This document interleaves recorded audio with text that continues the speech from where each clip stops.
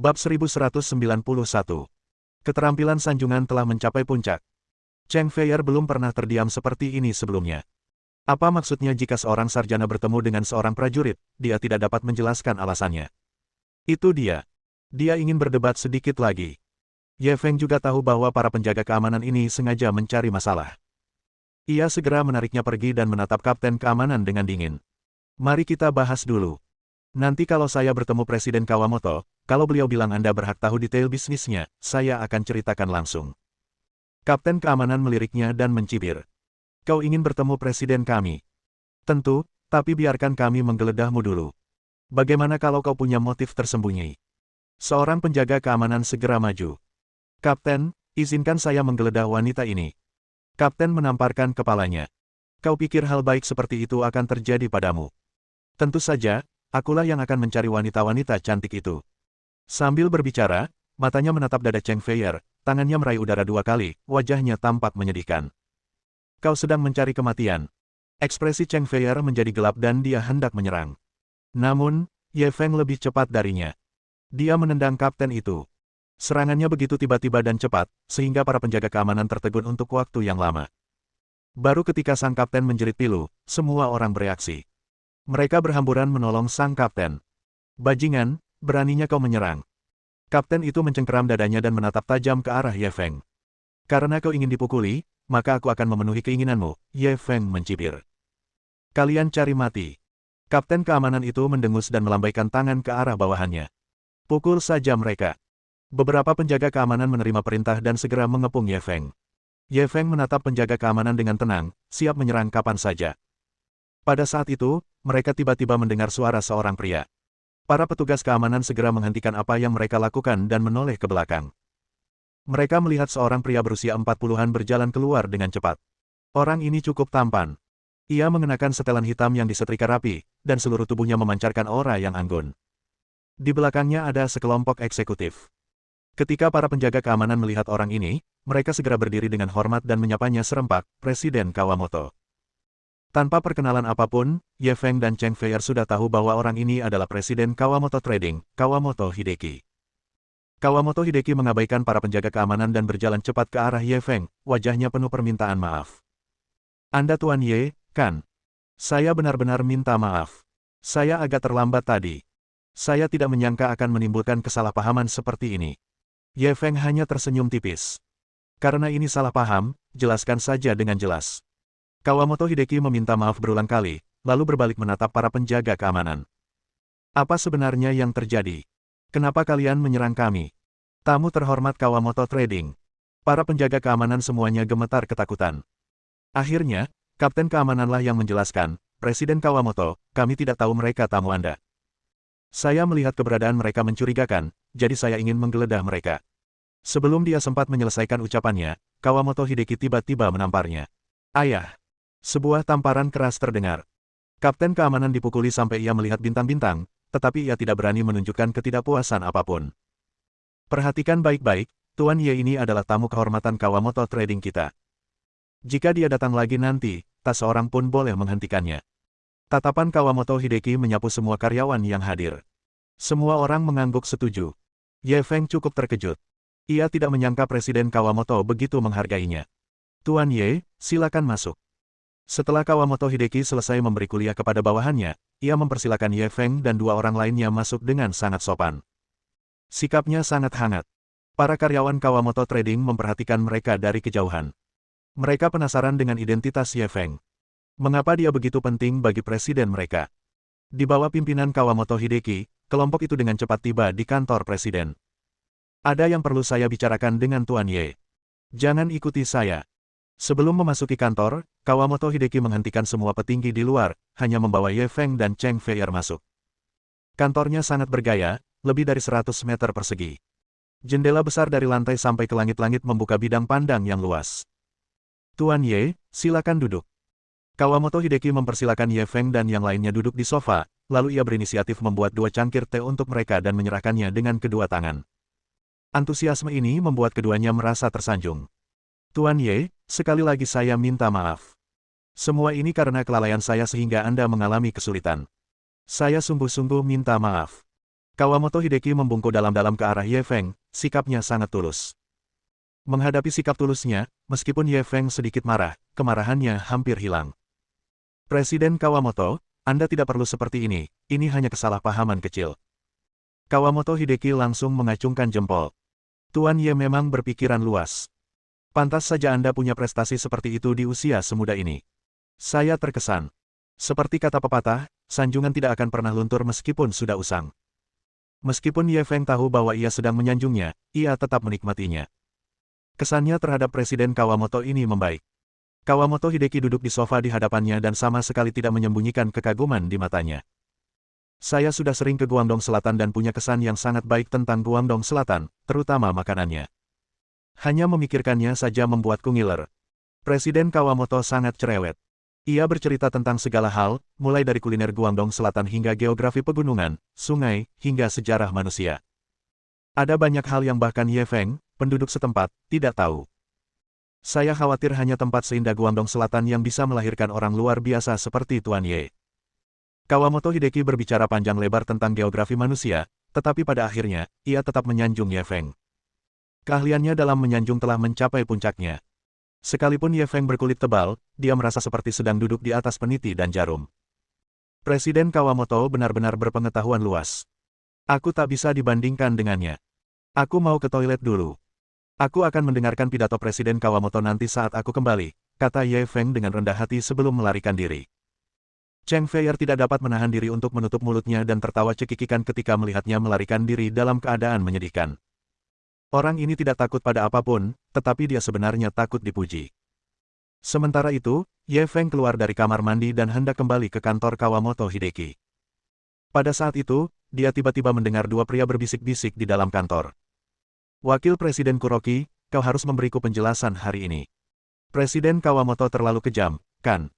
Telingaku masih berdenging setelah dipukulnya. Dia terlalu kejam. Suara itu milik Kapten Keamanan yang telah memprovokasinya sebelumnya. Suaranya sangat lembut. Jika bukan karena pendengaran Ye Feng yang luar biasa, dia mungkin tidak akan mendengarnya dengan jelas dari luar. Saat ia selesai mengeluh, suara pria lain terdengar, Kapten Ono, tolong tenang. Presiden Kawamoto hanya berpura-pura untuk menyenangkan orang Cina bodoh itu. Bukankah kita sudah sepakat sejak awal? Bab 1192. Kamu suka akting, kan? Kalau begitu, mari kita bandingkan kemampuan akting kita. Kapten Keamanan itu masih kesal. Bukankah itu terlalu kasar? Kau menyuruhku mempersulit anak itu agar presiden menegurnya, tapi kau tidak bilang kau harus menghajarnya sekeras itu. Jangan khawatir, presiden tidak akan memperlakukanmu dengan buruk. Dia pasti akan memberimu kompensasi. Aku janji memberimu $1 juta Jepang sebagai hadiah. Sekarang, aku akan memberimu $1 juta lagi. Oke. Lebih tepatnya begitu. Aku bisa memberimu uang, tapi kau harus merahasiakannya, kau tidak boleh membiarkan hal itu terjadi. Orang Cina bodoh tahu. Kalau tidak, kau tahu akibatnya. Petik 2. Tidak masalah. Ye Feng mendengar langkah kaki dari dalam. Mungkin itu Kapten Keamanan yang keluar. Ia segera berbalik dan pergi, sambil mencibir dalam hati. Dia mengira Kawamoto Hideki orang penting, tapi dia tidak menyangka dia penjahat bermuka dua. Ternyata dia benar-benar melakukan trik kotor. Namun, cara membeli hati orang-orang ini ternyata sangat efektif. Kalau saja dia tidak sengaja mendengar pembicaraan mereka, dia mungkin terpesona oleh kata-katanya yang penuh bunga. Kamu suka akting, kan? Kalau begitu, mari kita bandingkan kemampuan akting kita. Ketika dia kembali ke kantor, Kawamoto Hideki sedang mengobrol dengan Cheng Feier.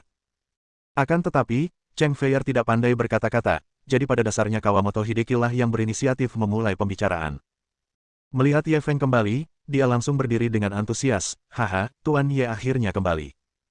Kami baru saja membicarakanmu. Ye Feng menatap senyum palsunya dan mencibir dalam hati, tetapi dia terus berpura-pura sopan. Oh, bagaimana denganku? Kawamoto Hideki mempersilakannya duduk di sofa. Kudengar dari Nona Cheng, kau bertemu orang aneh di pesawat ke Jepang. Tuan Ye menggunakan sedikit trik untuk menjinakkan orang itu. Sungguh mengagumkan, haha. Ye Feng berpura-pura menghadapinya sambil berpikir bagaimana cara melakukan serangan balik. Karena dia berani bermain dengannya di telapak tangannya, dia pasti tidak akan melepaskannya. Saat itu, ia tiba-tiba menyadari ada pintu rahasia di belakang meja Kawamoto Hideki. Mungkin itu brankas atau semacamnya. Karena penasaran, ia segera mengaktifkan pemindaian mendalam. Tak lama kemudian, Informasi barang-barang di dalam brankas terpampang di hadapannya. Teko teh hias dinasti Tang 3 warna dengan gagang tali ganda, teridentifikasi asli. 3 penjaga paviliun mata air tersembunyi membuat sebuah cangkir porselen, cangkir itu telah diidentifikasi keasliannya. Mangkuk segi 8 berukir dingkilan dinasti Song Utara telah diidentifikasi sebagai barang palsu. Ada banyak barang antik yang tak ternilai harganya di brankas ini, juga beberapa barang palsu yang dibuat dengan baik. Penemuan ini segera membangkitkan rasa ingin tahu Ye Feng. Menurut informasi yang diberikan Cheng Feier, Kawamoto Trading tidak berdagang barang antik. Lalu mengapa Kawamoto Hideki mengoleksi begitu banyak barang antik? Lagi pula, ia tidak memamerkannya kepada publik, melainkan menguncinya di brankas. Dengan keraguan ini, dia langsung bertanya, Presiden Kawamoto, apakah Anda suka mengoleksi barang antik? Kawamoto Hideki tercengang. Barang antik. Aku belum pernah mempelajari barang-barang ini dan belum pernah mengoleksinya. Kenapa Tuan Ye bertanya begitu? Jawabannya membuat Ye Feng semakin curiga. Ada begitu banyak barang antik tersembunyi di brankasnya, tetapi dia menyangkalnya. Pasti ada rahasia yang tak terungkapkan di dalamnya. Kemudian, ia teringat Shen Baitian yang pernah bercerita kepadanya bahwa orang ini pernah menyebutkan peta harta karun rahasia Raja Siang saat ia sedang menelepon orang lain. Hal itu semakin mencurigakan. Namun, ia takut akan membuat musuh waspada, jadi ia tidak melanjutkan bertanya. Ia hanya mencari alasan. Aku hanya bertanya sambil lalu. Aku punya beberapa toko barang antik di bawah kendaliku. Jika Presiden Yamamoto suka mengoleksi, aku bisa memberimu beberapa barang antik untuk dimainkan. Karena kau tidak suka, lupakan saja. Kawamoto Hideki tidak terlalu memikirkannya. Kedua belah pihak berbincang sebentar sebelum masuk ke pokok bahasan dan membahas kerjasama. Karena Kawamoto Hideki sengaja menciptakan citra yang murah hati dan baik hati, ia tidak terjerat dalam beberapa detail kecil, dan negosiasi kerjasama berjalan sangat lancar. Hanya dalam waktu setengah jam, kedua belah pihak telah mencapai kesepakatan awal mengenai niat kerjasama. Selanjutnya, mereka hanya membutuhkan orang-orang di bawah ini untuk membahas rencana spesifiknya. Keduanya adalah pimpinan kedua perusahaan itu, jadi tentu saja mereka tidak akan menanyakan secara pribadi mengenai rincian spesifiknya. Setelah membahas kolaborasi, kedua belah pihak saling membanggakan satu sama lain, lalu Ye Feng mengambil kesempatan itu untuk pergi. Kawamoto Hideki ingin meminta mereka berdua untuk tinggal untuk makan siang, tetapi melihat sikap tegas pihak lain, dia tidak punya pilihan selain secara pribadi menyuruh mereka berdua keluar. Para karyawan Kawamoto Trading bahkan lebih terkejut lagi. Presiden Kawamoto tampak memberikan perhatian khusus kepada pemuda ini. Ia tidak hanya menyambutnya secara langsung, tetapi juga melepasnya secara langsung.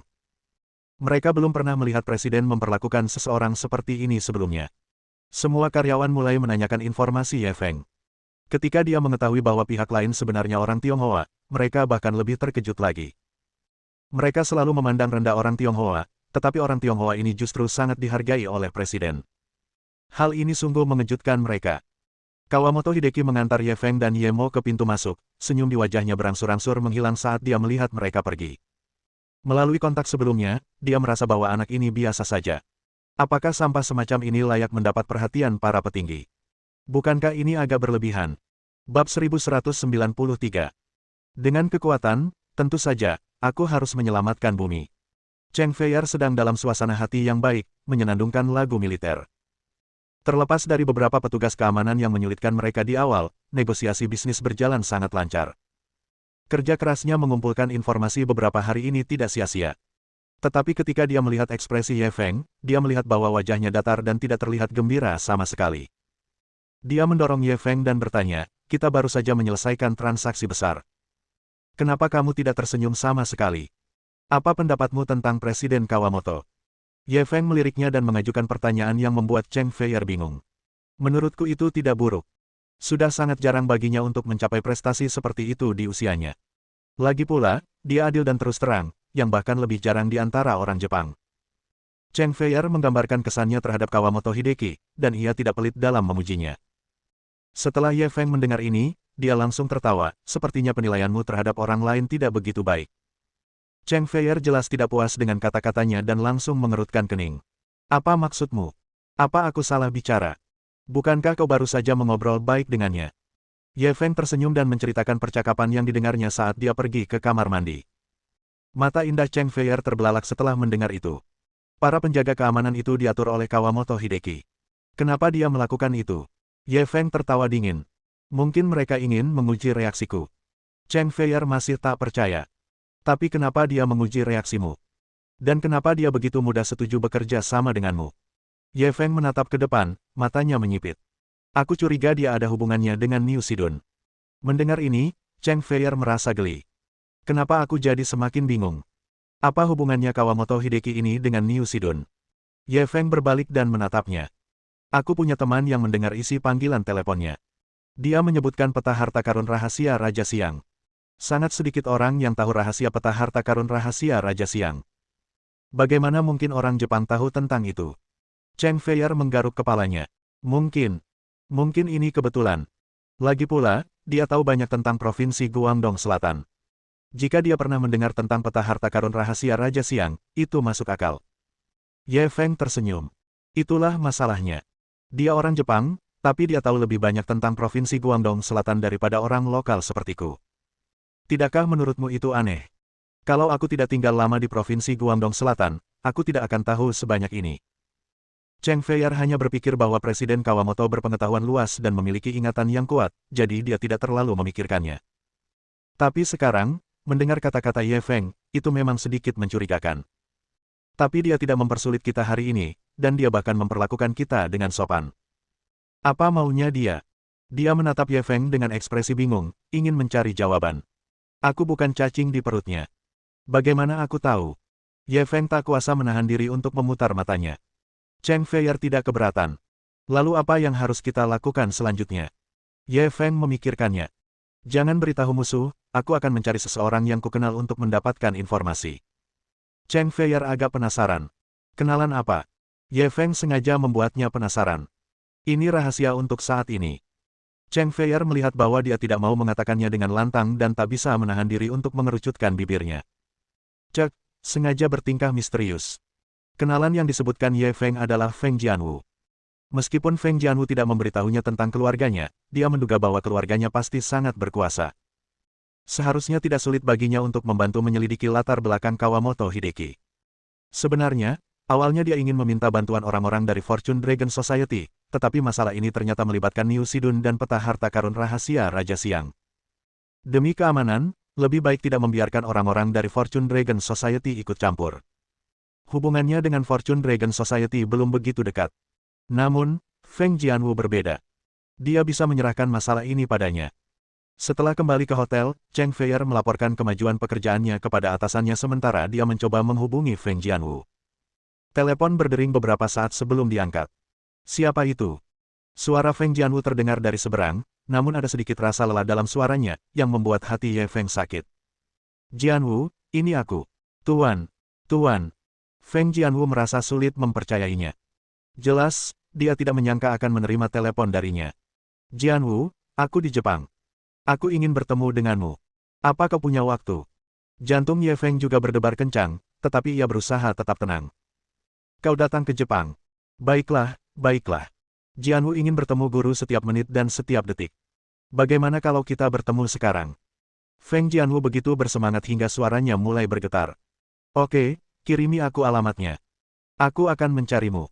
Ye Feng menutup telepon setelah mengatakan itu. Feng Jianwu segera mengirimkan sebuah alamat. Dia memeriksa alamatnya dan mendapati bahwa lokasinya tidak terlalu jauh dari hotelnya. Hanya sekitar setengah jam perjalanan. Namun, ia tidak langsung bergerak. Ia malah meracik salep penyamaran sesuai formula yang diberikan sistem. Ayah Feng Jianwu telah memperingatkannya untuk tidak menemuinya lagi.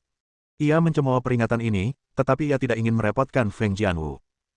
Lebih baik ia menyamar dan menguji efektivitas sebenarnya dari teknik penyamaran ini.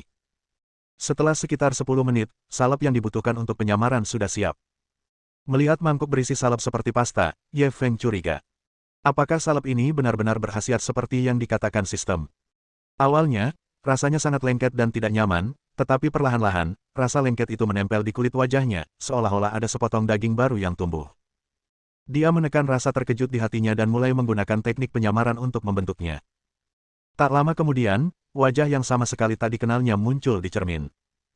Dia membuat beberapa ekspresi di depan cermin dan terkejut saat mengetahui bahwa salep itu benar-benar dapat memberikan efek yang sama dengan kulitnya. Dia bahkan bisa membuat banyak ekspresi halus tanpa sedikit pun kekakuan. Menakjubkan, sungguh menakjubkan. Dengan kemampuan ini, akankah dia mampu melakukan hal buruk tanpa mengkhawatirkan konsekuensinya? Tentu saja pikiran ini hanya terlintas di benaknya. Dia pemuda yang baik di era baru. Dia penuh energi positif. Bagaimana mungkin dia melakukan hal-hal buruk? Dengan kekuatan itu, tentu saja dia harus menyelamatkan bumi. Bab 1194. Apakah ada begitu banyak orang mesum di Jepang? Setelah mengubah penampilannya, Ye Feng berganti ke setelan bersih dan meninggalkan ruangan. Fortune Dragon Society sebelumnya telah memberinya sebuah Toyota Highlander dan SIM. Hal-hal ini mungkin agak sulit bagi orang lain, tetapi bukan masalah bagi Fortune Dragon Society. Dia mengendarai Highlander hitam itu ke lokasi yang disepakati dengan Feng Jianwu. Memikirkan betapa gilanya gadis kecil itu di tempat tidur, dia merasakan gelombang panas di hatinya. Setelah pertemuan ini, jika ada kesempatan, dia bisa menghidupkan kembali mimpi lamanya. Begitu pikiran itu muncul, ia menjadi semakin tidak sabar. Ia memacu Highlandernya secepat mungkin dan terus menyalip mobil-mobil di jalan. Tepat saat dia sedang menunggu di lampu lalu lintas di persimpangan, dia tiba-tiba melihat sekilas sosok yang dikenalnya dari sudut matanya. Xia Qiu. Dia pikir dia berhalusinasi, jadi dia melihat lebih dekat. Ternyata benar, itu Xia Qiu. Mengapa dia datang ke Jepang? Di sampingnya ada manajernya, Sister Hong. Mereka berdua sepertinya mengalami masalah. Mereka dihadang oleh seorang pria dan sepertinya sedang berdebat tentang sesuatu. Pada saat ini, lampu hijau menyala, dan mobil-mobil di belakang mereka mulai membunyikan klakson untuk mendesak mereka. Ye Feng tidak peduli dengan peraturan lalu lintas. Ia memarkir mobilnya di pinggir jalan dan membuka pintu untuk menyambut mereka. Argumen Xia Qiu telah menarik banyak perhatian. Ye Feng hendak maju dan membantu, tetapi tiba-tiba ia teringat bahwa ia telah mengubah penampilannya dan tidak bisa menghampiri mereka. Ia hanya bisa berhenti dan mendengarkan pertengkaran mereka. Xia Qiu mengenakan gaun putih, topi tabir surya, dan kacamata penerbang besar. Pada saat ini, dia menatap dengan marah pada laki-laki yang menghalangi jalannya. Sementara itu, Suster Hong berdebat dengan pria itu dalam bahasa Jepang yang terbata-bata. Kami sudah bilang kalau kami tidak mau menandatangani kontrak denganmu. Tolong jangan ganggu kami lagi. Kalau tidak, kami terpaksa panggil polisi. Pria itu berusia 40-an dan tingginya sekitar 1,6 meter. Ia berkata tanpa malu-malu, coba pikirkan. Wanita ini sangat cantik. Jika dia menandatangani kontrak dengan kita, aku yakin dia akan menjadi terkenal. Suster Hong mencibir. Tidak perlu. Kamu harus cari orang lain. Setelah mengatakan itu, dia menarik Xia Qiu pergi. Namun, pria itu membuka tangannya dan kembali menghalangi jalan mereka. Coba pikirkan lagi. Ini kesempatan langka. Suster Hong benar-benar marah sekarang. Kamu tidak mengerti bahasa manusia. Kami sudah menolakmu beberapa kali. Kenapa kamu masih mengganggu kami? Pria itu tersenyum lebar. Bagaimana bisa kau sebut ini mengganggu? Aku hanya memberimu kesempatan. Kau akan berterima kasih padaku nanti. Xia Qiu tak tahan lagi. Ia segera memerintahkan Suster Hong, Saudari Hong, berhenti bicara omong kosong dengannya. Panggil polisi. Suster Hong segera mengeluarkan telepon genggamnya dan hendak menelepon. Melihat ini, pria itu merampas ponselnya. Kenapa harus telepon polisi? Aku tidak melakukan apapun padamu. Melihat dia masih berani merebut ponselnya, Suster Hong semakin marah. Apa yang kau lakukan? Kembalikan ponselku. Pria itu jelas juga kehilangan kesabaran. Wajahnya perlahan berubah sinis. Aku sudah membuang begitu banyak air liur untukmu. Aku sudah melakukan yang terbaik. Jangan terlalu malu. Jika kau tahu apa yang terbaik untukmu, tanda tangani kontrak dengan kami dengan patuh. Kalau tidak, kalian semua tidak boleh pergi hari ini. Xia Qiu dan Saudari Hong sama-sama terkejut olehnya dan tanpa sadar mengambil langkah mundur. Apa yang kau lakukan? Apa kau masih ingin merebutnya di depan umum? Suster Hong memelototi pria itu dengan marah. Hehe, karena kalian tidak mau menerima tawaranku, maka aku akan memaksa kalian minum dengan cara yang keras. Pria itu mencibir. Begitu ia selesai berbicara, pintu sebuah van yang terparkir di pinggir jalan tiba-tiba terbuka. 4 hingga 5 pria bergegas keluar dan berjalan dengan agresif. Xia Qiu dan Sister Hong belum pernah menghadapi situasi seperti ini sebelumnya. Mereka langsung tercengang. Akhirnya, Suster Hong yang pertama bereaksi. Ia buru-buru menoleh ke kerumunan untuk meminta bantuan. Semuanya, bantu saya menelepon polisi. Namun, ketika orang banyak melihat bahwa sekelompok orang ini tidak tampak seperti orang yang bisa diremehkan, mereka begitu takut sehingga mereka menghindar satu demi satu. Siapa yang mau membuat masalah tanpa alasan? Xia Qiu dan Suster Hong panik. Di tempat seperti Jepang, di mana mereka tidak mengenal orang-orang dan tempat-tempat, mereka benar-benar tidak berdaya. Xia Qiu, lari. Aku akan menahan mereka dulu. Suster Hong buru-buru berteriak pada Xia Qiu sebelum bergegas menuju orang-orang itu. Namun, saat berhadapan dengan 4 atau 5 pria kekar, tubuh mungilnya bagaikan belalang sembah yang berusaha menghentikan kereta perang. Dia didorong mundur oleh pria di depannya dan hampir terjatuh. Pada saat ini, sebuah lengan yang kuat tiba-tiba menopangnya, mencegahnya terluka. Suster Hong mendongak dan melihat seorang pria jangkung. Pria itu tidak tampan, tetapi memancarkan aura yang nyaman. "Apakah kamu baik-baik saja?" tanya Ye Feng. "Tidak, aku baik-baik saja, terima kasih." Suster Hong segera berterima kasih padanya, tetapi dia segera menyadari bahwa pihak lain sedang berbicara dalam bahasa Mandarin. Hal ini seperti orang yang tenggelam dan tiba-tiba menemukan kehidupan. Sedotan penyelamat. Dia meraih lengan Ye Feng. "Apakah kamu orang Tionghoa? Saudara sebangsa, tolong selamatkan kami, kumohon." Sebelum Ye Feng bisa berbicara, pria yang tadi mengganggu mereka berdua tiba-tiba berteriak, "Nak, ini bukan urusanmu. Jangan ikut campur." Ye Feng bahkan tidak menatapnya. Ia berbalik menatap Xia Qiu. Apa yang terjadi? Xia Qiu masih syok. Wajahnya pucat pasi. Kita. Suster Hong menyadari bahwa adiknya tidak bisa menjelaskan dengan jelas, jadi dia hanya bisa membantunya. "Kami datang ke Jepang untuk berlibur, tetapi tiba-tiba kami dihadang oleh seorang pria di jalan. Dia bilang ingin adikku merekam film porno. Kami jelas tidak akan setuju, tetapi dia tidak akan melepaskannya." Setelah mendengar penjelasannya, Ye Feng merasa seperti telah ditipu. Membiarkan ratu surgawi kecil Cina merekam film porno. Bajingan ini benar-benar bisa memikirkan sesuatu. Dia lalu berbalik menatap Xia Qiu, membayangkan beberapa adegan yang tidak sehat, dan jantungnya berdebar kencang. Xia Qiu bertemu dengan tatapannya yang sedikit invasif, dan wajahnya yang sudah pucat menjadi semakin pucat. "Apa ada begitu banyak orang mesum di Jepang? Kenapa ada satu lagi?" Bab 1195 Mengapa kau memaksaku? Ye Feng melihat ekspresi Xia Qiu dan tahu bahwa dia tampaknya salah paham, dia segera berkata, "Jangan khawatir, serahkan saja padaku." Xia Qiu menatapnya kosong. Dari ekspresi hingga nada bicaranya, ia teringat seseorang. Namun, orang itu seharusnya berada di Guangdong Selatan sekarang, dan ia sudah kehilangan kontak dengannya. Ia telah menghubunginya beberapa kali, tetapi tidak dapat menghubunginya. Jika dia tahu dia dalam bahaya, apakah dia akan khawatir? Suster Hong, yang berada di sampingnya, langsung gembira. Ia segera meraih tangannya dan berkata, "Terima kasih banyak. Selama Anda dapat membantu kami menyelesaikan masalah ini, kami pasti akan sangat berterima kasih." Ia dan Xia Qiu tidak punya siapapun untuk diandalkan di Jepang. Kini, semua harapan mereka tertuju pada pria asing di depan mereka ini. Ye Feng tersenyum percaya diri, lalu berbalik menatap pria Jepang itu. Pria itu langsung tersenyum. "Mereka berdua temanku. Aku harus merepotkanmu untuk memberiku sedikit muka. Ambil saja uang ini sebagai traktiran minumanku." Sambil berbicara, ia mengeluarkan setumpuk uang kertas dari sakunya. Isinya sekitar 100.000 dolar Jepang, atau sekitar 5.000 dolar Tiongkok. Xia Qiu dan saudari Hong kecewa ketika melihat ini. Ketika mereka melihatnya menjaminnya tadi, mereka mengira dia sangat populer di Jepang. Mereka tidak menyangka dia akan mengandalkan uang untuk menghindari bencana. Pria Jepang itu melirik uang di tangannya dan mencibir. "Mereka temanmu. Kau pikir aku bodoh? Mereka bahkan belum mengenalmu tadi. Kalau kau tidak mau mati, segera pergi."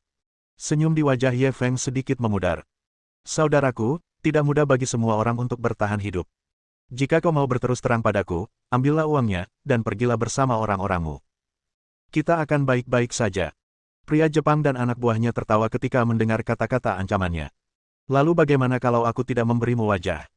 Pria itu tersenyum sinis saat menatapnya dengan provokatif. "Konsekuensinya akan sangat serius." Ye Feng menatapnya dengan serius. "Hahaha, babi Cina berani menakut-nakuti kita. Jangan lupa kau sekarang di Jepang. Kau percaya aku akan membunuhmu?" Pria itu melotot tajam. Beberapa orang di belakangnya juga memiliki ekspresi tanpa rasa takut. Jelas, menurut mereka, pihak lawan adalah orang Tionghoa. Kekuatan macam apa yang mungkin dimilikinya di Jepang? Kemungkinan besar itu hanya gertakan. Ye Feng memasukkan kembali tumpukan uang itu ke sakunya dan tidak berkata apa-apa lagi. Ia berbalik dan melambaikan tangan kepada Xia Qiu dan Suster Hong. "Kalian pergi saja. Aku akan lihat siapa yang berani menghentikan kalian." Xia Qiu dan saudari Hong menatapnya dengan bingung sebelum perlahan berjalan pergi. "Kau sedang mencari kematian." Mata pria Jepang itu berkilat tajam saat ia meninju wajah Ye Feng. "Ah, hati-hati," seru Xia Qiu. Ye Feng hanya tersenyum tipis. Tangan kanannya terentang seperti jaring raksasa, menutupi wajahnya. Pukulan pria itu mendarat tepat di jaring. Dia menutupkan jari-jarinya dan segera menggenggam tangan lelaki itu. Kakak. Dia hanya menggunakan sedikit tenaga, dan tangan pria itu mengeluarkan suara yang membius gigi. Ah, sakit. Lepaskan. Wajah pria itu meringis kesakitan dan ia mulai meraung. Kau boleh pergi. Bawa anak buahmu dan segera pergi. Karena Ye Feng masih harus menemukan Feng Jianwu, ia tidak ingin terlibat dengan orang seperti ini. Ia hanya ingin menyelesaikan masalah ini dengan cepat. Melihat dia tidak dapat menarik tangannya kembali, lelaki itu mengepalkan tangannya yang lain dan mengayunkannya lagi. Ye Feng mendengus dingin. Ia dengan mudah meraih tangannya dan mengerahkan seluruh kekuatannya.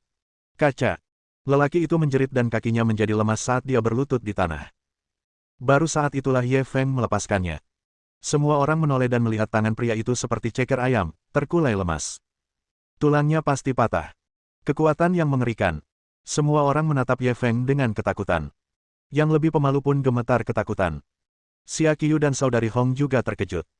Pria ini begitu kuat hingga bisa mematahkan tulang seseorang.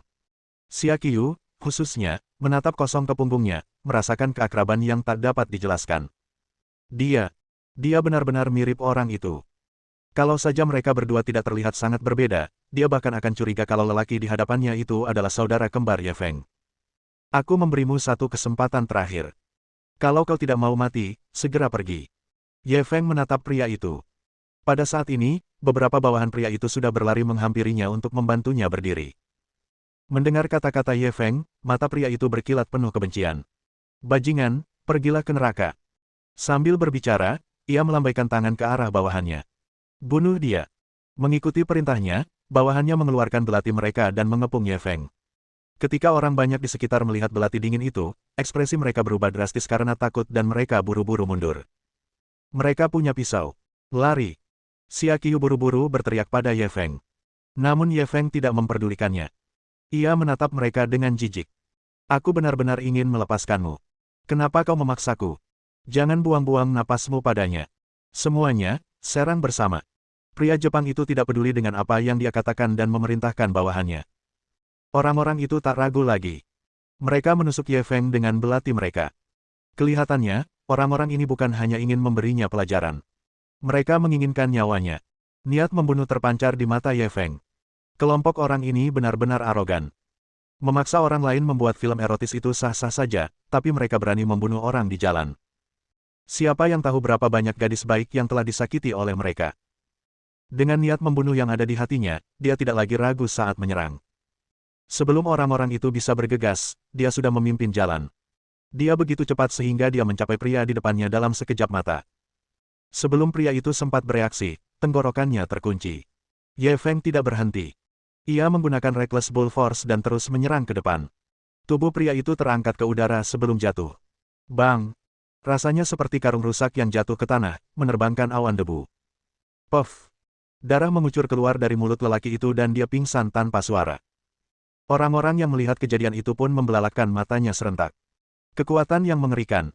Tepat saat Ye Feng menghabisi orang pertama, seorang pria di belakangnya sudah menusuk pinggangnya dengan belati. Pada saat ini, dia belum sempat berdiri tegak, dan orang ini menyerang dari belakang, tampak sangat berbahaya. Hati-hati, teriak Xia Qiu kaget. Beberapa orang di kerumunan itu juga menutup mata dan tidak berani melihat lagi. Namun, kekhawatiran mereka tidak beralasan. Seolah-olah Ye Feng memiliki mata di belakangnya. Meski ia belum berdiri tegak, tangan kanannya tiba-tiba terulur dan mencengkeram pergelangan tangan lelaki itu, lalu memutarnya kuat-kuat. Dentang. Belati itu jatuh ke tanah. Pada saat berikutnya, Ye Feng melemparkan pria itu ke bahunya dan melemparkannya ke udara sebelum membantingnya dengan keras. Bang! Tanah tampak bergetar. Orang itu persis sama dengan orang di depannya. Dia tidak berkata apa-apa dan pingsan. Bab 1196 Festival Bunga Sakura macam apa ini? Aku belum pernah dengar sebelumnya. Dia telah menangani dua pembunuh bersenjata dengan mudah. Adegan ini terlalu mengejutkan. Bahkan tiga penyerang lainnya yang membawa belati pun terhenti di tempat, ragu-ragu apakah mereka harus terus menyerang ke depan.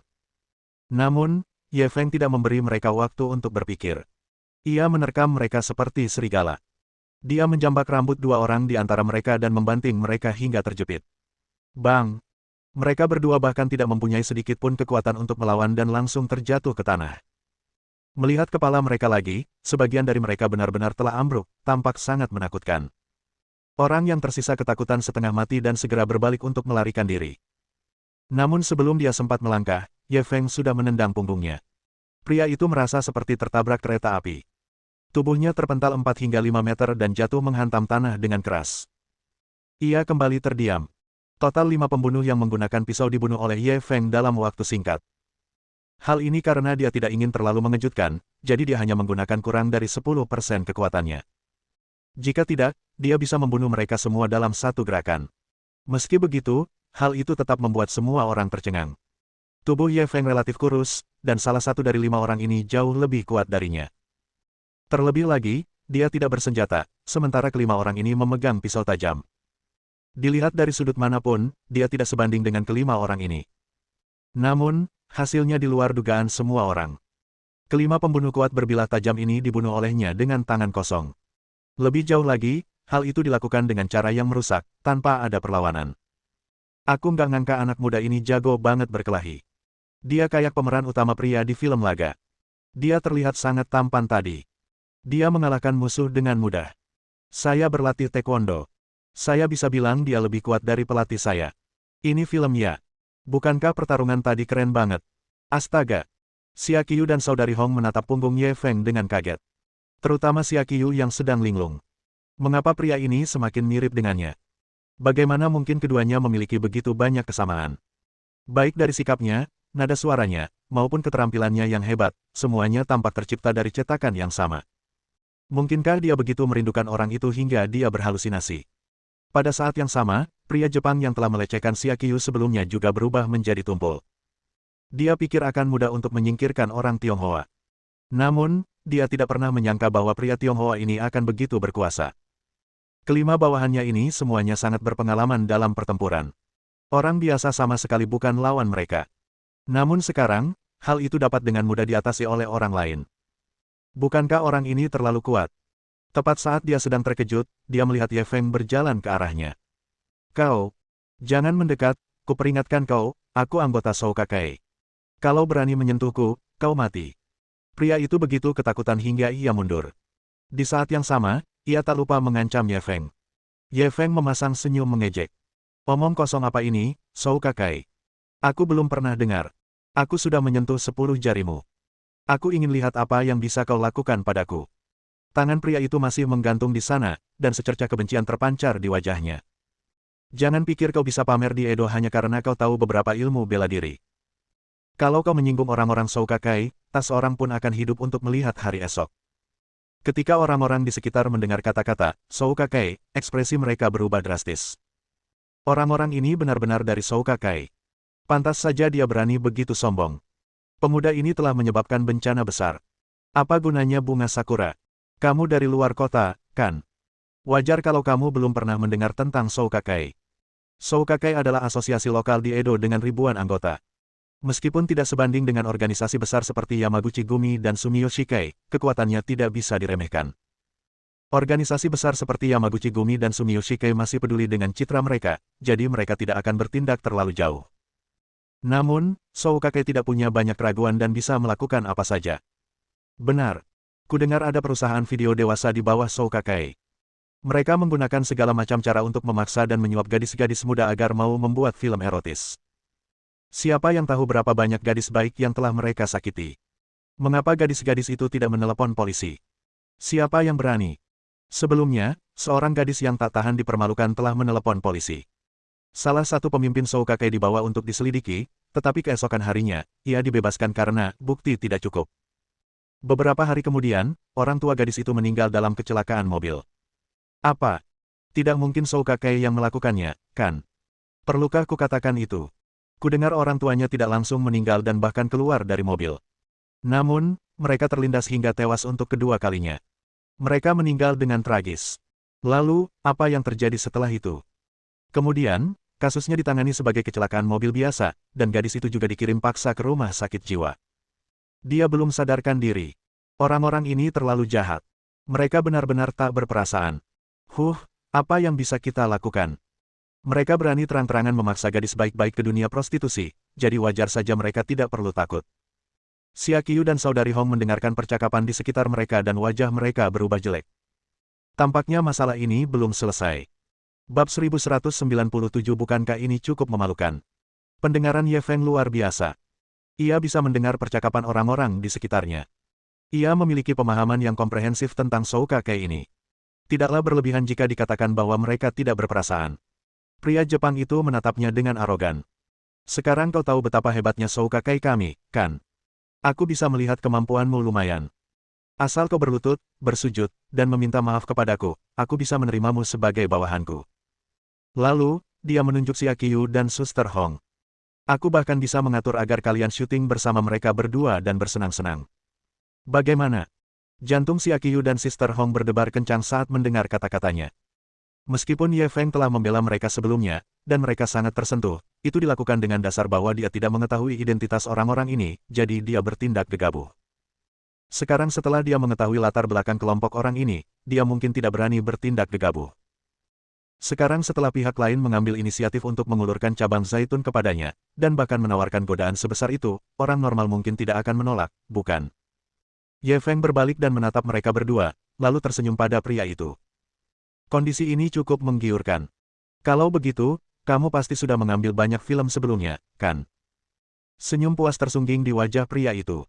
Benar juga. Kalau aku bertemu wanita cantik, kadang-kadang aku akan pergi sendiri. Ada seorang gadis kemarin. Dia sangat cantik, dan itu pertama kalinya baginya. Akulah yang memecahkan cerinya sendiri. Ketika membicarakan hal ini, dia bukan saja tidak merasa malu, tetapi malah merasa bangga dan pamer seolah-olah dia telah mencapai sesuatu. Senyum Ye Feng dipenuhi niat membunuh. Oh, kalau begitu aku jadi penasaran, berapa banyak gadis yang sudah kau lukai? Pria itu memiringkan kepalanya dan berpikir sejenak. Kalau begitu, sulit menghitungnya. Kalau bukan 100, setidaknya 80. Selama kau mengikutiku, kau akan punya banyak kesempatan seperti itu di masa depan. Senyum Ye Feng perlahan berubah dingin. Kau telah menyakiti begitu banyak gadis, kau seharusnya puas dengan hidupmu. Kau harus perlahan-lahan menebus dosa-dosamu di paruh kedua hidupmu. Pria itu tampak bingung, tidak tahu apa maksudnya. Namun dia langsung mengetahuinya. Ye Feng menendang belati yang jatuh ke tanah dan membuatnya terpental. Engah. Belati itu menembus selangkangan pria itu dan menyebabkan darah muncrat keluar. Pria itu awalnya merasakan dingin di selangkangannya, dan tak lama kemudian, rasa sakit yang menyayat hati datang. Rasanya 100 kali lebih sakit daripada jari-jarinya yang patah tadi. Pria itu mencengkeram selangkangannya dan berteriak sambil berlutut di tanah. Darah mengucur dari celah-celah jarinya. Para penonton yang menyaksikan kejadian ini terkejut dan ingin tertawa, sekaligus merasa sangat segar. Bajingan yang telah menyakiti banyak gadis ini benar-benar dikebiri. Bagi orang bejat, hukuman semacam ini mungkin 100 kali lebih menyakitkan daripada membunuhnya, bukan? Xia Qiu dan Sister Hong juga menutup mulut mereka karena terkejut. Mereka merasa sangat segar. Tampaknya orang jahat perlu disiksa oleh orang jahat. Untuk menghadapi orang-orang yang tak tahu malu seperti itu, mereka harus menggunakan cara yang lebih tak tahu malu lagi. Di mata semua orang, Ye Feng telah sepenuhnya menjadi pahlawan yang membantu rakyat menyingkirkan kejahatan. Citranya sangat luhur. Pria itu sangat kesakitan hingga hampir pingsan beberapa kali, tetapi kebencian yang tak terlupakan membuatnya berusaha sekuat tenaga untuk tetap terjaga. Bajingan, aku akan membunuhmu dengan tanganku sendiri hari ini. Ia menatap tajam ke arah Ye Feng sambil mengucapkan setiap kata dari sela-sela giginya. Mengabaikan rasa sakit di jarinya, ia mengeluarkan ponsel dari saku dan menelepon seseorang. Ye Feng melihat waktu dan mengerutkan kening. Biasanya, dia tidak keberatan bermain dengan mereka. Namun, dia sudah membuat janji dengan Feng Jianwu hari ini, dan waktunya sudah hampir tiba. Lebih baik segera memotong simpul Gordian. Memikirkan hal ini, dia segera mengeluarkan ponselnya dan menelepon Lu Daoquan. Orang-orang dari Soukake tiba dengan sangat cepat. Dilihat dari kejauhan, armada sepeda motor berjumlah 40 hingga 50 orang melaju dengan angkuh. Di belakang iring-iringan mobil itu ada lebih dari 10 mobil van hitam. Seluruh konvoi itu bagaikan banjir baja, memancarkan perasaan tertekan. Mobil-mobil di jalan begitu ketakutan hingga mereka minggir. Tak lama kemudian konvoi itu tiba di depan mereka. Sekelompok pria berpakaian preman mengeluarkan teriakan-teriakan aneh, cukup untuk membuat banyak orang yang pemalu ketakutan. Setidaknya ada 2 orang yang duduk di setiap sepeda motor, dan orang-orang terus berdatangan keluar dari van. Tak lama kemudian, area itu dikepung orang. Setidaknya ada 300 hingga 400 orang dari Soukake yang datang kali ini. Pemandangannya sungguh spektakuler. Orang-orang yang awalnya menonton juga dikepung, dan mereka semua mengeluh tanpa henti. Jika mereka tahu lebih awal, mereka tidak akan menonton acara itu. Mereka berharap tidak akan terlibat. Xia Qiu dan saudari Hong belum pernah melihat pemandangan seperti itu sebelumnya. Wajah mereka memucat. Hanya ekspresi Ye Feng yang tetap sama. Ia menatap dingin demonstrasi Shou Kakai. Pada saat ini, seorang pria botak berjaket kulit hitam keluar dari kerumunan. Ia pertama-tama melihat kelima bawahannya yang tergeletak di tanah, lalu berbalik menatap pria yang dikebiri Ye Feng. Ekspresinya semakin buruk. Ketika pria itu melihat si botak, ia seolah melihat penyelamatnya. Presiden, kau harus membalaskan dendamku. Pria botak itu menggaruk kepalanya. Sampah, kalian banyak sekali, dan kalian bahkan tidak bisa mengalahkannya. Wajah pria itu penuh air mata. Seni bela diri anak ini sangat hebat. Kita bukan tandingannya. Pria botak itu tak mau repot-repot menatapnya lagi. Ia berbalik menatap Ye Feng. Bawahanku ini semua terluka olehmu. Ye Feng mengangguk. Ya. Pria botak itu menyipitkan matanya. Tahukah kau kalau mereka dari Shou Kakai? Ye Feng mengangguk lagi. Aku tahu setelah pertarungan itu. Pria botak itu mengangguk. Meskipun bisa dimengerti, kau telah melukai begitu banyak anak buahku. Aku tidak bisa hanya diam saja. Bagaimana dengan ini? Kalau kau mematahkan lengan atau kakimu, aku akan mengampuni nyawamu. Pria di sebelahnya langsung kesal. Presiden, dia melukai begitu banyak rakyat kita, dan dia bahkan mengebiri saya. Saya tidak bisa membiarkannya begitu saja. Dia harus mati hari ini. Pria botak itu menatapnya dengan dingin. Diam. Apa kau belum cukup mempermalukan dirimu sendiri? Meski lelaki itu penuh dengan kebencian, di bawah tatapannya, dia akhirnya diam. Pria botak itu menatap Ye Feng lagi. Baiklah, cepat lakukan. Ye Feng menatap pria botak itu dengan penuh minat. Tidakkah kau akan bertanya tentang penyebab masalah ini dulu? Kaulah yang pertama kali salah dalam masalah ini. Pria botak itu mengangkat tangannya untuk menyela. Benar atau salah tidak penting bagiku. Yang penting aku lebih kuat darimu, jadi kau harus mendengarkanku. Mendengar kata-katanya, senyum Ye Feng semakin lebar. Hanya karena kau kuat, kau bisa melakukan apapun yang kau mau. Pria botak itu merentangkan tangannya. Tentu saja, apa perlu bertanya? Ini dunia di mana yang kuat memangsa yang lemah. Aku lebih kuat darimu, jadi aku yang berhak memutuskan. Jika kau lebih kuat dariku, maka kau yang berhak memutuskan. Bab 1198. Bisakah aku melakukan apapun yang aku inginkan hanya karena aku kuat? Ye Feng mengangguk. Ya. Senyum di wajah si botak langsung lenyap, digantikan oleh kedengkian yang mengerikan. Baiklah, berhenti bicara omong kosong. Cepat lakukan. Jangan paksa aku bergerak. Kalau aku melakukannya, kau tidak hanya akan kehilangan lengan dan kakimu. Tepat pada saat ini, Xia Qiu tiba-tiba berdiri dan menghalangi Ye Feng. Ia menatap pria botak itu. Masalah ini dimulai karena aku. Ini tidak ada hubungannya dengan dia. Biarkan dia pergi. Aku akan membiarkanmu melakukan apapun yang kau mau denganku. Suaranya bergetar. Ia jelas sangat ketakutan. Ia tak menyangka akan berani berdiri dan menghadapi bos geng. Keberanian itu membuat semua orang yang hadir menatapnya. Pria botak itu menyeringai padanya. Tentu saja aku tidak akan membiarkanmu pergi, tapi aku juga tidak akan membiarkan dia pergi. Dia melukai begitu banyak bawahanku, tapi aku hanya mematahkan salah satu lengan dan kakinya. Itu sudah sangat berbelas kasih, bukan? Xia Qiu segera berbalik dan menatap Ye Feng. Terima kasih sudah membelaku, tapi kita tidak saling kenal. Aku tidak ingin menjatuhkanmu. Aku akan menahan mereka. Kau harus lari. Dengan kekuatanmu, kau seharusnya bisa menyerang. Ye Feng memandangi tubuhnya yang ramping. Sebagai seorang artis, ia biasanya mengontrol berat badannya dengan ketat. Berat badannya mungkin hanya sekitar 40 kg, tetapi ia bisa berkata, aku akan menahannya. Hal ini membuatnya merasa geli sekaligus tersentuh. Jangan khawatir, hanya beberapa ratus orang. Kau ingin menakutiku. Kau percaya aku bisa mengubah mereka menjadi abu hanya dengan bersiul. Ye Feng mengedipkan mata pada Xia Qiu. Sebuah peluit dapat mengubah ratusan orang menjadi abu. Xia Qiu mengerjapkan mata indahnya, merasa salah dengar. Bagaimana mungkin? Pria botak di sebelahnya tertawa terbahak-bahak. Aku pernah melihat orang sombong, tapi belum pernah melihat orang yang sombong begitu. Siulan saja bisa mengubah ratusan anak buahku jadi abu. Kalau begitu aku ingin sekali melihatnya. Kau sombong? Haha. Ratusan anggota Shou Kakai di belakangnya juga tertawa terbahak-bahak. Anak ini berani sekali menyombongkan diri. Dia benar-benar membuatku takut setengah mati. Dia cuma mau sok kuat di depan cewek cantik. Kayaknya nggak perlu diekspos, haha. Anak ini begitu ketakutan sampai-sampai dia mulai bicara omong kosong. Apa kau percaya kami akan menenggelamkanmu dengan air liur kami? Nak, cepatlah dan pamerkan. Aku benar-benar ingin melihat bagaimana kau akan mengubah kami menjadi abu. Ejekan terhadap Ye Feng naik turun, tak berujung. Ye Feng tersenyum. Ia perlahan memasukkan ibu jari dan jari telunjuknya ke dalam mulut, lalu meniup pelan. Sebuah peluit keras berbunyi. Saat semua orang tengah bingung, seorang pria yang memegang parang tiba-tiba keluar dari sudut di ujung jalan. Orang ini berambut panjang dan bersulang dengan sebatang rokok di sudut mulutnya. Ia cukup tampan dan merupakan wakil presiden Fortune Dragon Society, Su Qiyun. Setelah dia muncul, seorang pria yang juga memegang parang keluar, diikuti oleh pria kedua, ketiga. Aliran orang yang stabil mengalir keluar dari sudut. Suara mendesing. Semakin banyak orang berhamburan keluar, begitu padatnya sehingga orang tidak dapat melihat ujungnya. Masing-masing dari mereka memegang parang mengilap di tangan mereka dan bergegas mendekat. Orang-orang yang melihat kejadian ini tidak percaya. Apa dia benar-benar menarik begitu banyak bala bantuan hanya dengan bersiul? Bukankah ini terlalu berlebihan?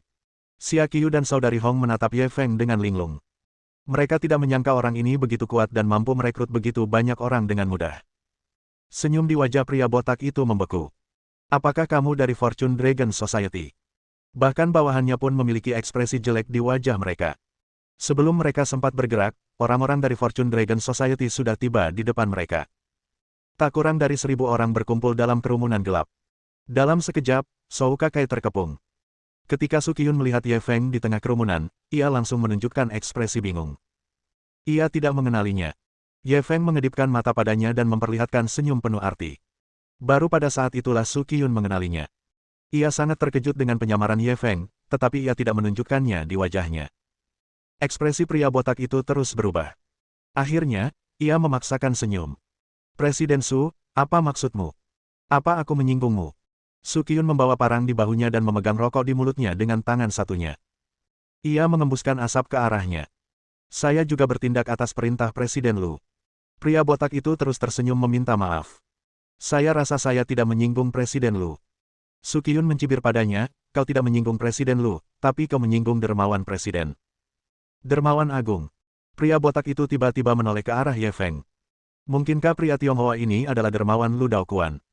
Memikirkan hal ini, lapisan keringat dingin segera muncul di dahinya. Sebagai geng Tionghoa terbesar di Jepang, Fortune Dragon Society memiliki puluhan ribu anggota. Hal itu bukanlah sesuatu yang bisa diganggu-gugat oleh Zhou Kakai. Presiden Su, ini salah paham. Ini semua salah paham. Ia sudah sulit untuk tetap tenang. Ia ingin menjelaskan kepada Su Qiyun.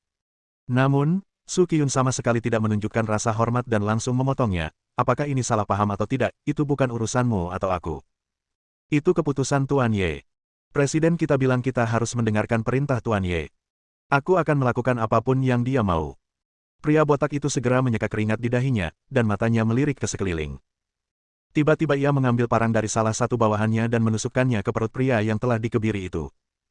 Peristiwa tak terduga ini terlalu tiba-tiba, hampir membuat semua orang tercengang. Apa yang sedang terjadi? Bab 1199 Aku pernah melihat orang jahat, tapi aku belum pernah melihat orang sejahat itu. Presiden, Anda. Mata pria itu dipenuhi rasa tak percaya. Ia mungkin tak pernah menyangka akan mati di tangan presiden suatu hari nanti. Jangan salahkan aku. Kalau kau mau menyalahkan seseorang, salahkan dirimu sendiri. Siapa suruh kau memprovokasi seseorang yang seharusnya tak kau provokasi? Kau malah membuatku bermasalah denganmu, kata si botak dengan galak sambil menggoyang-goyangkan parang di tangannya 2 kali. Ekspresi kesakitan muncul di wajah lelaki itu, tetapi ekspresi itu segera membeku, dan tubuhnya jatuh ke genangan darah. Sebelum meninggal, secerca penyesalan terlintas di hatinya. Ye Feng telah memberinya beberapa kesempatan. Jika dia berhenti, situasinya tidak akan berkembang sampai ke titik ini. Sayangnya dia tidak menghargainya dan bahkan mengorbankan nyawanya untuk itu. Dentang. Pria botak itu melemparkan parang ke tanah dan berlutut di depan Ye Feng. Tuan Ye, saya ditipu oleh bajingan ini, itulah sebabnya saya menyinggung Anda. Saya akan membunuhnya sendiri sekarang untuk melampiaskan amarah saya kepada Anda. Saya hanya mohon Anda untuk melepaskan saya. Banyak penonton yang terkejut dengan kekejaman pria ini. Demi bertahan hidup, ia rela melakukan apa saja. Suasana langsung hening. Tatapan semua orang tertuju pada Ye Feng. Pada saat ini, satu kata dari pria ini dapat menentukan nasib banyak orang. Di bawah tatapan semua orang, ekspresi Ye Feng tetap sama. Ia menundukkan kepala dan melirik pria botak itu. Aku bisa melepaskanmu. Pria botak itu sangat gembira dan hendak mengucapkan terima kasih. Namun saat ini, Ye Feng melanjutkan, asalkan kau memotong salah satu lengan dan kakimu, aku akan mengampuni nyawamu. Wajah si botak berkedut. Bukankah itu ungkapannya? Tuan Ye. Dia tersenyum lebar dan ingin mengatakan sesuatu. Ye Feng menyela lagi, kau sudah bilang semua ini padaku, dunia ini adalah survival of the fittest. Aku lebih kuat darimu sekarang. Aku yang punya keputusan akhir. Kalau kau mau hidup, patahkan dulu anggota tubuhmu sendiri. Pria botak itu melihat sikap tegasnya dan tahu bahwa tak ada gunanya berkata apa-apa lagi. Namun, ia sungguh tak tega mematahkan anggota tubuhnya sendiri.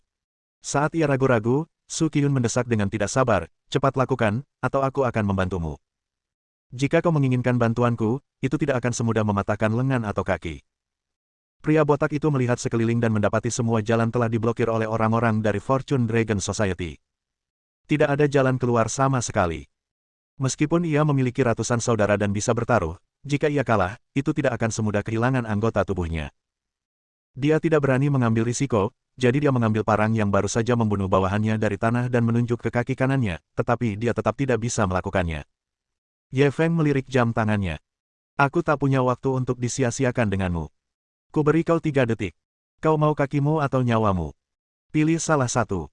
Begitu ia meneriakkan angka terakhir, si botak langsung menggertakkan gigi dan menebas dengan parang di tangannya. Puff! Parang itu menebas paha, namun terhalang oleh tulang kaki dan tidak dapat dipotong sekaligus. Namun meski begitu, darah masih mengalir seperti pilar. Ah, lelaki botak itu menjerit dengan keras, wajahnya berubah kesakitan. Xia Qiu, Sister Hong, dan kerumunan di sekitarnya tidak tahan menonton lebih lama lagi dan berbalik. Akan tetapi, mereka masih ketakutan setengah mati oleh teriakan melengking pria itu. Pada saat yang sama, mereka juga terkejut dengan kekejaman Ye Feng. Meskipun Shou Kakai telah melakukan banyak kejahatan dan pantas mendapatkannya, namun hukuman ini terlalu berat. Ye Feng menatap pria botak itu dengan dingin. Ia hanya mengucapkan satu kata. Lanjutkan. Pria botak itu mengangkat kepalanya dan menatapnya. Matanya dipenuhi ketakutan, seolah-olah sedang menatap setan. Siapapun yang melihat kejadian berdarah seperti itu akan merasakan ketidaknyamanan fisik.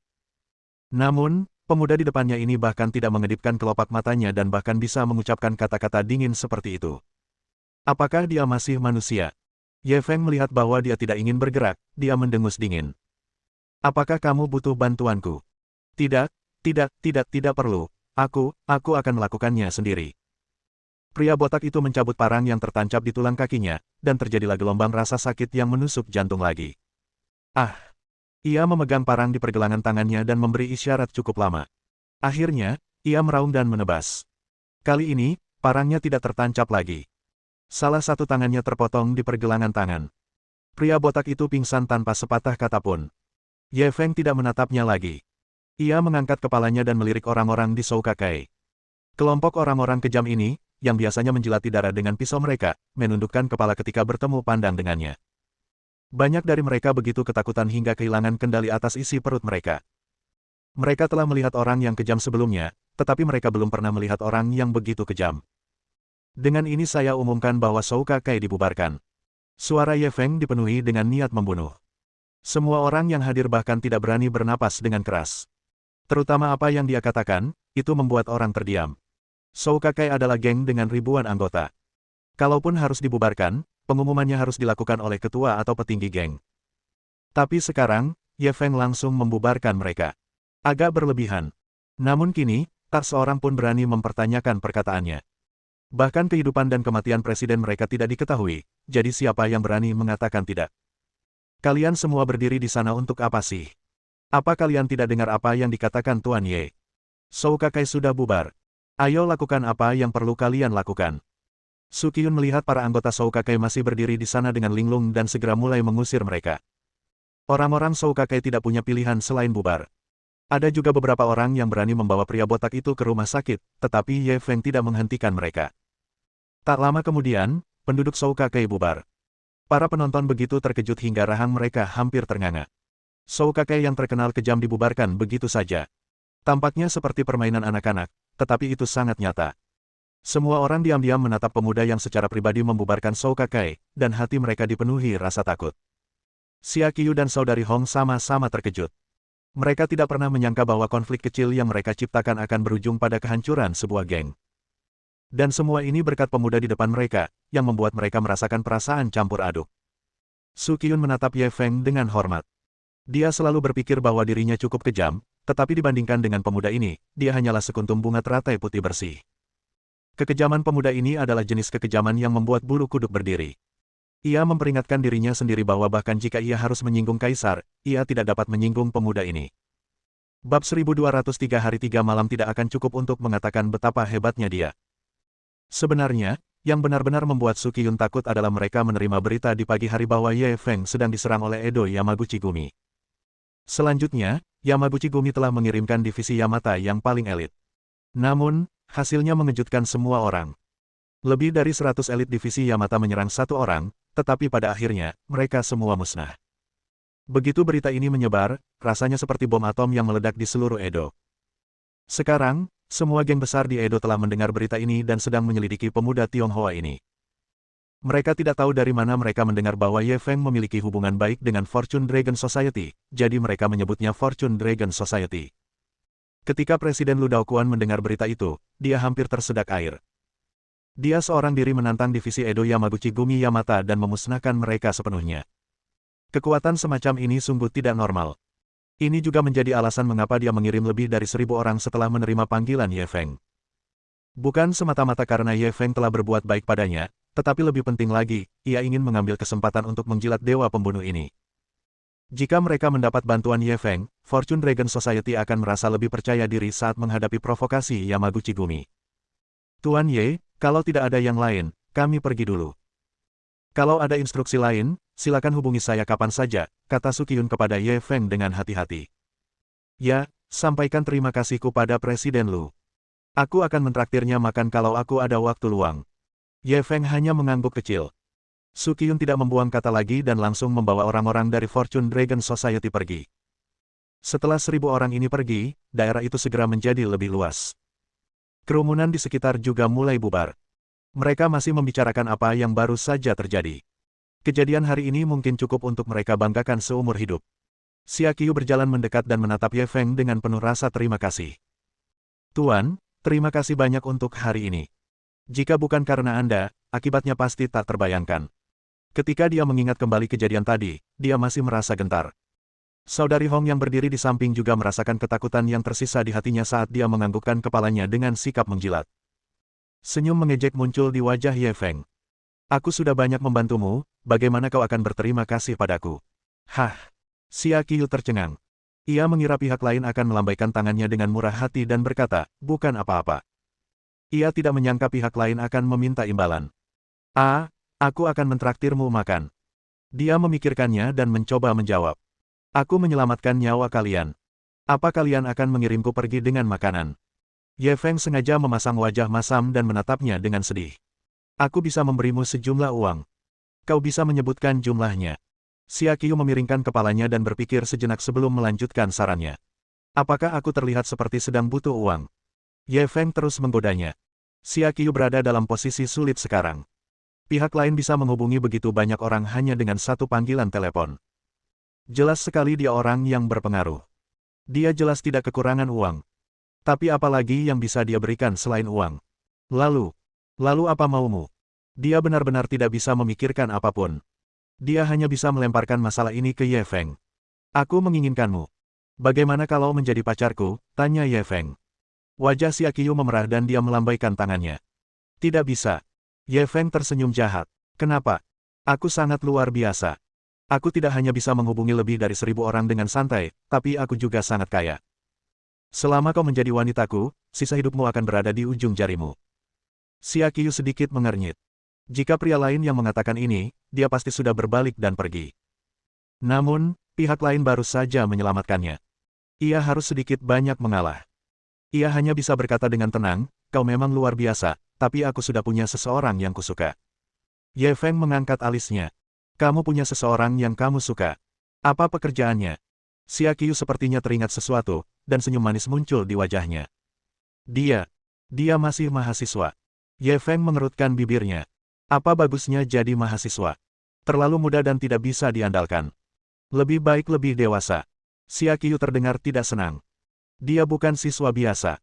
Meskipun masih muda, dia telah membangun karir yang hebat dengan kemampuannya sendiri. Dia juga sangat kuat dan pahlawan yang hebat. 3 hari 3 malam tidak akan cukup untuk menggambarkan kebaikannya. Suster Hong yang berdiri di samping buru-buru menggosok lengannya dan bergumam, aduh, lembek banget. Ye Feng menatap Xia Qiu dengan linglung. Ia tak menyangka dirinya begitu sempurna di mata Xia Qiu. Wajahnya memerah. Karena dia begitu luar biasa, seharusnya dia tidak kekurangan wanita di sisinya, kan? Apa dia punya pacar? Ia buru-buru menyesuaikan emosinya dan melanjutkan penyelidikannya. Ya, Xia Qiu tampak sedikit kecewa. Karena dia sudah punya pacar, kenapa kamu masih ikut bersenang-senang tanpa tahu malu?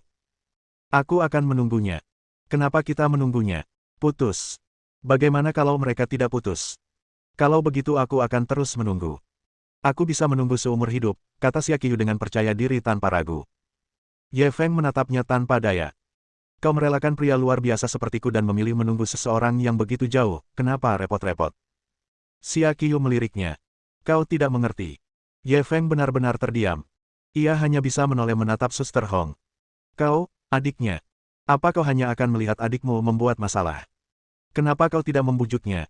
Saudari Hong merentangkan tangannya dan berkata dengan sedikit rasa kesal, alangkah baiknya jika kata-kataku bermanfaat. Ye Feng ingin mengatakan sesuatu lagi, tetapi dia tiba-tiba menerima pesan dari Feng Jianwu, yang mengatakan bahwa dia telah tiba di titik pertemuan. Dia menelan ludahnya dan menoleh ke Xia Qiu. Berikan ponselmu. Apa yang sedang kamu lakukan? Xia Qiu bingung, tetapi dia tetap menyerahkan telepon kepadanya.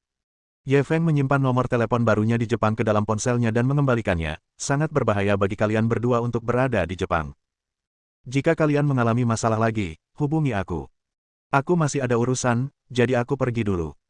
Setelah berkata demikian, dia melambaikan tangan pada mereka berdua lalu berbalik untuk pergi.